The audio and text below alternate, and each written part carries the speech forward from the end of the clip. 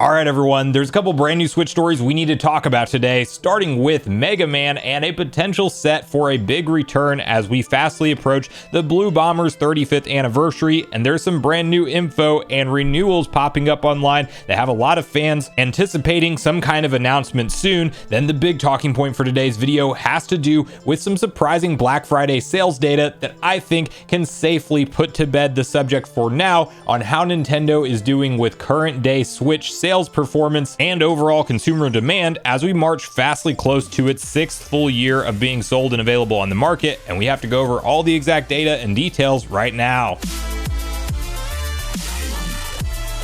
What's up, Nation? If it's your first time on the channel, make sure you join Sunbro Nation by subscribing below. Hit the like button on this video if you enjoy it today, and make sure you turn on your bell notification icon so you're kept up to date with all the newest gaming news. As I mentioned, guys, today we are breaking down a couple different stories, and we have to kick it off first with the reason why Mega Man is in the news and headlines and being talked about right now. And if you guys don't already know, I grew up a huge Mega Man fan. I have a ton of nostalgia for this incredible series, and for me personally, most of my hours were spent going through Mega Man X 1 through 3 on the SNES, and that's truly what made me a fan of the series. And then once I got really into that later on, I went back and played the originals on the NES, and even stumbling into a lot of the releases from PlayStation over the years. And now you have nice collection packs with a somewhat easy way to play a lot of those classic Mega Man games. And then most recently, we got the release of Mega Man 11, which is actually the best-selling Mega Man game yet. And so while we haven't seen a whole lot of love or care recently from Capcom for Mega Man, it may be time as we are fastly approaching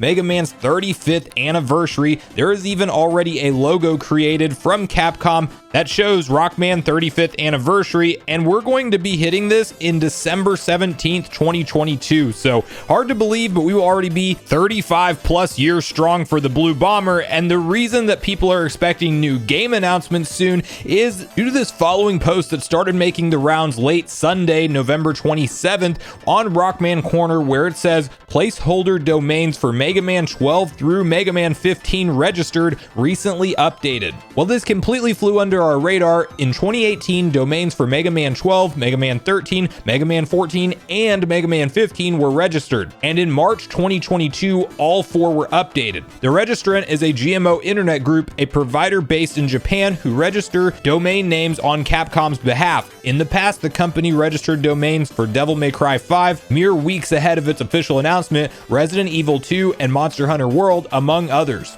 So while this clearly isn't confirmation for Mega Man 12 through 15, it is definitely suspicious that right around the time we're approaching the 35th anniversary for Mega Man, we get these updates to the placeholder websites and domains that were already registered way back in 2018. So I think that Capcom definitely sees that they have more money to be made on the table with a franchise with such a well-known name like Mega Man. And honestly, the recent releases and the overall graphical style and gameplay style of them have been great. They're really like a walk down memory lane for me. They still pack plenty of challenge, so if you like a challenging video game, it definitely rings true to the old school try and try again until you can progress past it, and you have to level up your own personal skill to progress in the game. And I love that gameplay style. I would just love to see them both support the traditional Mega Man games and give us 12 through 15, but also bring back Mega Man X in some way, shape, form, or fashion. I would even take a classical HD remaster, maybe HD 2D style, from the Mega Man X 1 through 3. As I mentioned earlier, those are definitely the ones that hammer home the nostalgia feeling for me personally, and I would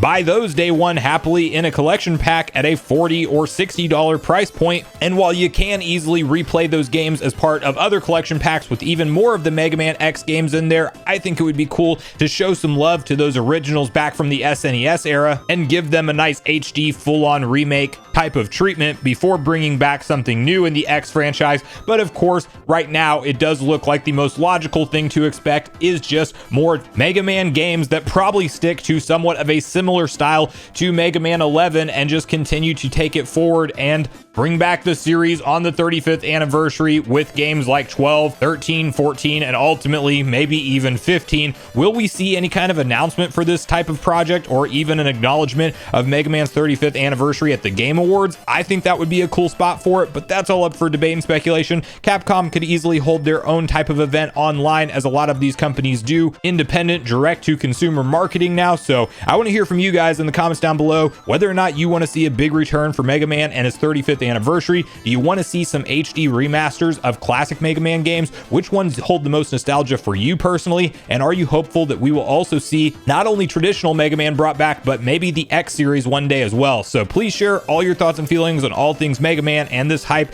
around new games with the 35th anniversary approaching in the comments down below. Now, the other story we're talking about today is somewhat of an update to all of the talk online that when we saw low performing weeks and the Switch finishing out number 3 compared to the competition being Sony and Microsoft in terms of total console sales, that yes, they are starting to regain some of that momentum. They have had a bad month or two here or there, but they are still by all accounts performing very well when you zoom out overall as a whole. And I am saying that as somebody who actually would like to have some kind of refresh Switch hardware relatively soon. I think alongside of Tears of the Kingdom in 2023 makes the most sense, but there's also a strong argument to say that Nintendo is not really seeing a drastic decline in sales whatsoever, and they really should just stay the course with the current lineup of hardware that they have today for quite a while longer before they decide to go to what is next. And of course, you probably know that over the Black Friday and Cyber Monday weekend, there has been a ton of sales and data that has been hitting the internet, some of which suggesting that the Nintendo Switch is just fine, and it was actually leading overall in both search and sales volume, as you can see the following article posted up over on Nintendo Life, where it says the Nintendo Switch was one of the top Black Friday purchases this year. The colossal holiday sale madness known as Black Friday or Cyber Week has just ended, with Cyber Monday wrapping up the weekend of deals. Adobe Analytics has assembled a bunch of graphs and stats for this year's shopping trends, and there's no real surprise the Nintendo Switch is way up there as one of the most sought after purchases. The Nintendo Switch was also one of the favorites back from Black Friday in 2021. Among the top 3 purchases and searches over the weekend were Nintendo Switch, Xbox Series X, PS5, then you have Roblox, God of War Ragnarok, and Madden 2023. It seems spending is slowing down overall with just 2.5% growth from last year's revenue, but that's a whopping $210 billion spent over the holiday weekend. Black Friday might seem like the holiday where people buy the most, but Cyber Monday pulled in almost $12 billion compared to Black Friday's $9 billion. You can read more insights on Adobe's blog. So yes, essentially looking at that data objectively, Nintendo has been able to successfully hit the copy paste button with their Black Friday promotion year in and year out, being the Mario Kart 8 Deluxe bundle that comes with the system. And then lately, I think the last year or two now, they've done the 3-month Nintendo Switch Online membership included in that bundle as well. And they are just printing money still with the base model console, not even offering any kind of discount or bundle or anything notable at all for their new flagship OLED model, which should be the more sought after model you would expect, with maybe a certain portion of the existing user base wanting to actually upgrade for that enhanced handheld experience. But no, Nintendo is still out there being the most sought after and purchased thing during the Black Friday window with exactly the same bundle and strategy that they have used year in and year out. And for me, I feel like it's frustrating that they haven't done anything else, but if it's continuing to work for them and they are happy with the revenue it is driving, why would you change it up and offer a discount on anything that you can sell at a higher price? Because clearly the OLED is still moving plenty of units. The base model is absolutely moving units, with Mario Kart 8 Deluxe still on a trajectory to be the most historical ongoing release for Nintendo maybe ever by time we get to the end of 2023